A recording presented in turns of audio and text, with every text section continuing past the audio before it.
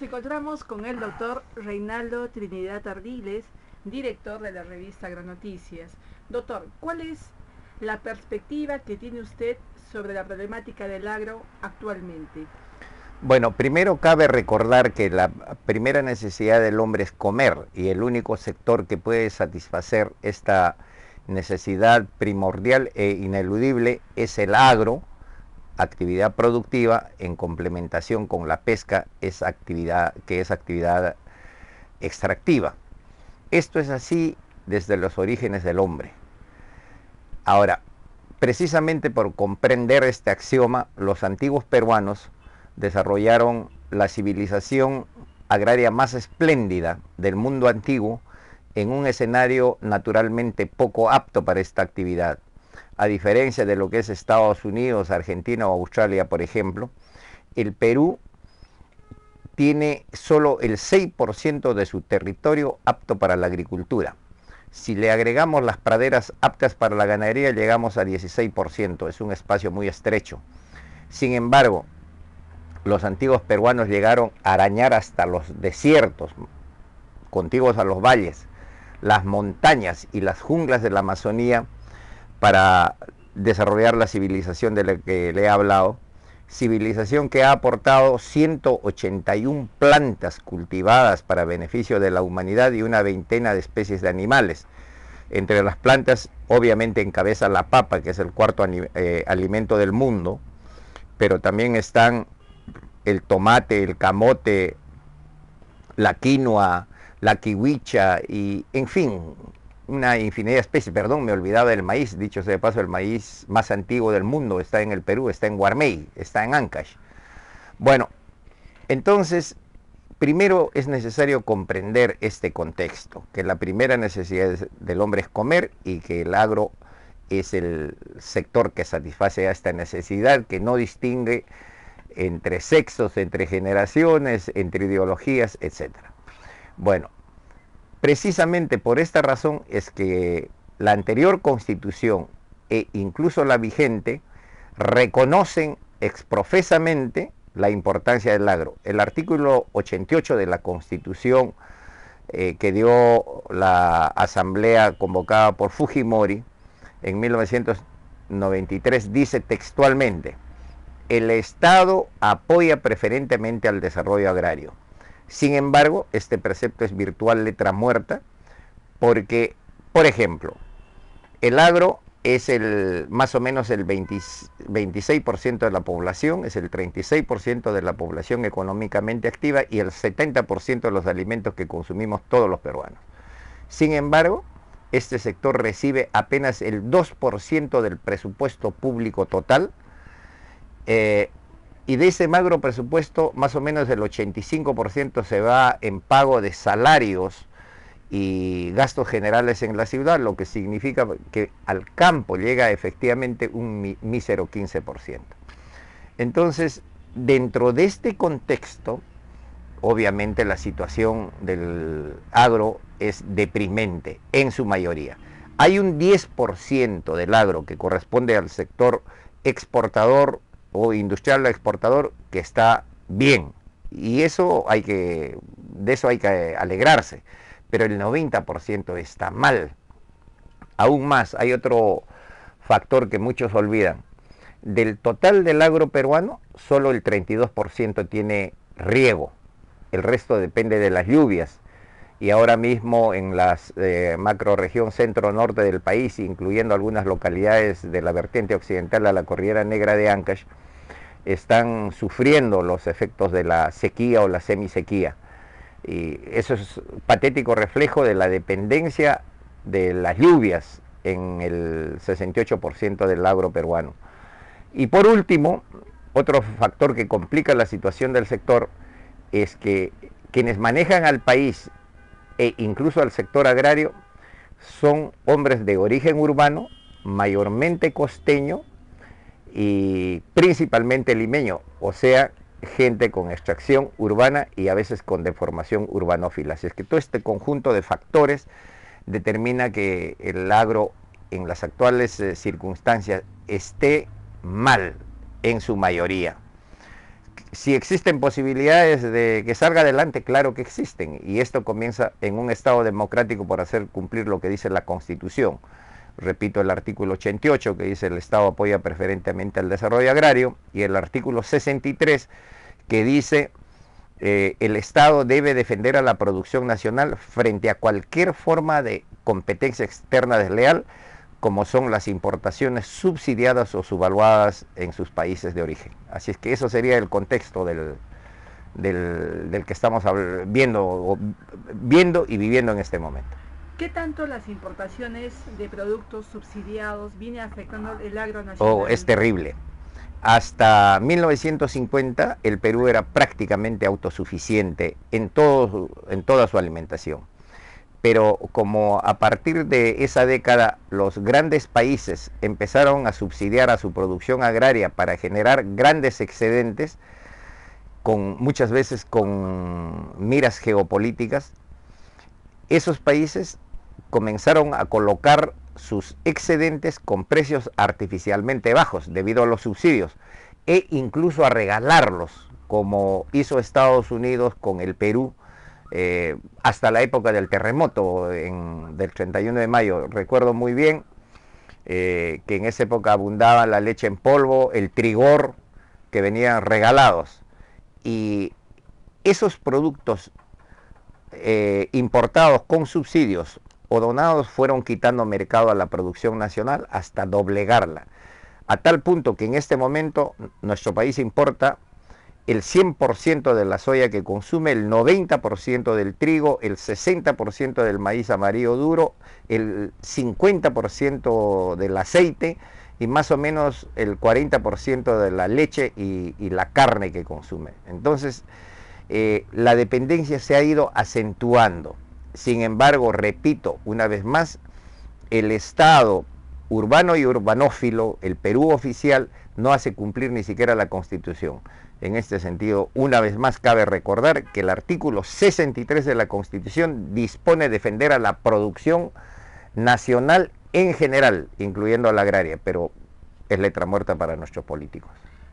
¿Qué debe hacer el Estado para impulsar y tecnificar el agro nacional? Bueno, hay dos condiciones. La primera es el contexto político-económico, y eso va a cambiar no porque cambien los políticos, sino porque la propia población fuerce el cambio. En este sentido, el campo debe recordar que alberga a la cuarta parte del electorado, sin considerar a los campesinos urbanizados, como en mi caso.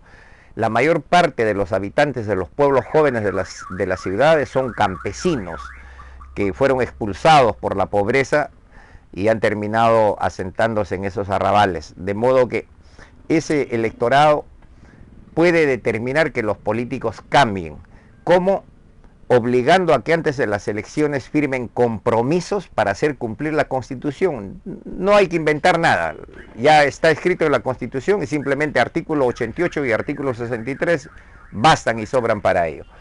Por otro lado, es indispensable que los campesinos, especialmente los más pequeños, se organicen gremial y empresarialmente, porque solos y dispersos no tienen ninguna capacidad de propuesta, de persuasión, de negociación y menos aún de presión, ni ante el mercado ni ante el Estado. Lamentablemente este es un factor que depende solo de ellos, pero no reaccionan como debieran. Agronoticias, la revista que dirijo, ya tiene 35 años y desde el primer día nosotros predicamos esto y sin embargo la respuesta es mínima. Pero los campesinos deben recordar que si no se organizan gremial y empresarialmente, están perdidos.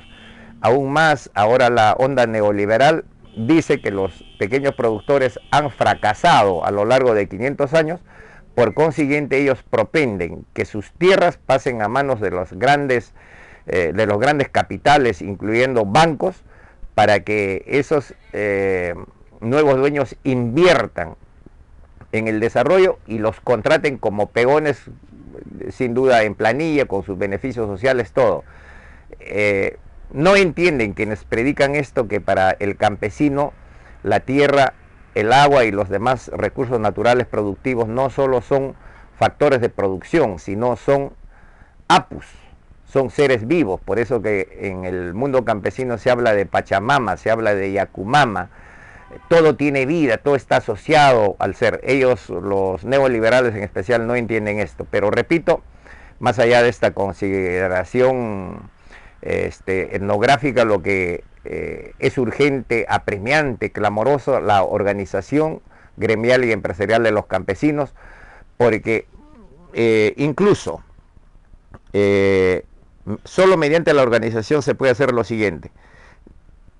Dentro de una calle o dentro de una comunidad, un anexo o un distrito o una microcuenca, no es necesario que todos salgan, por ejemplo, a comprar fertilizantes, a comprar vacunas, sino basta, si estuviesen organizados, bastaría que uno vaya y que incluso logre mejor precio por comprar en bloque. Y lo mismo ocurre con las cosechas. En vez de que todos vayan al mercado, vaya uno solo. Entonces la fuerza de la unidad es la gran fuerza que puede reivindicar a los campesinos. De modo que, por un lado, la política del Estado, por otro lado, la organización de los campesinos. Y en medio de los dos está Dios, o está la madre naturaleza, que el clima funcione bien. De modo que estamos hablando de una trilogía. ¿Qué tipo de programas viene impulsando el Estado para apoyar ese tipo de organizaciones? En teoría el gobierno también habla mucho de asociatividad, pero en la práctica hace muy poco. No hay ningún programa efectivo. Por ejemplo, se dice que el programa Agroideas tiene recursos financieros para apoyar los negocios de los campesinos que se organizan. Pero hasta ahora se calcula que ha apoyado, dicen ellos, a mí no me consta, unos 15.000 productores, pero los productores agrarios en el Perú son 2.300.000. Igual, el Agrobanco dice que está prestando crédito alrededor de ya 50.000 peruanos, pero repito, los productores son 2.300.000. El último censo agropecuario ha demostrado que los pequeños productores que tienen menos de 20 hectáreas son el 94.5% del total, y los que tienen menos de 5 hectáreas son el 78%, de modo que este es un país de minifundistas, agricultores empobrecidos, pero que sin embargo han sido los grandes domesticadores y conservadores de la agrobiodiversidad, de aquello que nos llena de orgullo a través del movimiento gastronómico, por ejemplo. El mercado internacional, ¿qué productos de la biodiversidad viene exigiendo? Todos, algo más. En los últimos 15 años, el sector que más ha crecido en exportaciones es la exportación de productos orgánicos, mayormente nativos. El último boom se está dando con la quinoa. La quinoa era un producto menospreciado por el Perú oficial, por el Perú blanco, entre comillas, ¿no? Pero ahora todo el mundo busca quinoa y lo que falta es producción, a tal punto que incluso en los mismos pueblos que consumían quinoa como Puno hay cierto resentimiento por el encarecimiento del producto. Pero ese es un proceso positivo que además demuestra cuántos recursos tenemos que aún no hemos aprovechado. En el caso concreto de Ancash, por ejemplo, tenemos la suerte, el privilegio de tener en nuestro suelo al alimento vegetal más completo del mundo, que es el tarwi, porque la soya tiene más o menos 30% de proteínas y 30% de aceite, pero el tarwi tiene 44 o 47% de proteínas y 22% de aceite.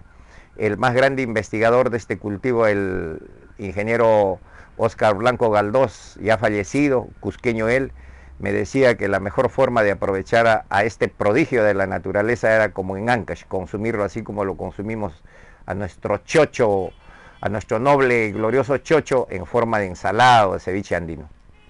De modo que así el Perú está lleno de esos recursos. En la Amazonía tenemos, por ejemplo, el camu camu, que es un pequeño fruto que tiene 30 veces más de ácido ascórbico o vitamina C que todas las frutas cítricas del mundo juntos. Entonces, y como ese me cansaría, el cuy peruano, por ejemplo, ahora se exporta vía Ecuador, como si fuera ecuatoriano.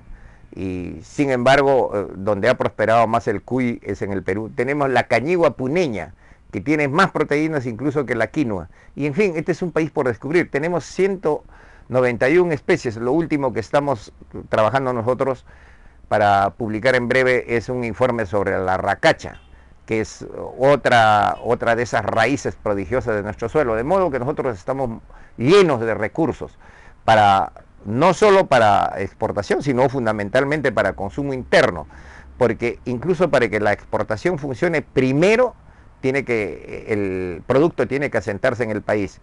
Le digo esto, por ejemplo, cuando vino la crisis internacional, el Perú produce unos excelentes espárragos, pero cuando el mercado externo se cayó, acá no había quien consumiera espárragos porque no hay hábito. Entonces, primero hay que identificar a nuestro pueblo. Por ejemplo, hay un porvenir asegurado en el caso del tarwi ancaicino. Hay que incrementar la producción. Doctor, nos vemos el siguiente domingo, también en una entrevista con su persona. Sí, con el mayor agrado, querida Daisy, te deseo éxitos en este esfuerzo quijotesco, pero con éxito seguro. Además, con el convencimiento que yo soy un periodista especializado en prensa revisteril, pero estoy convencido de que el Perú es un país de radio. Muchos éxitos. Gracias, doctor.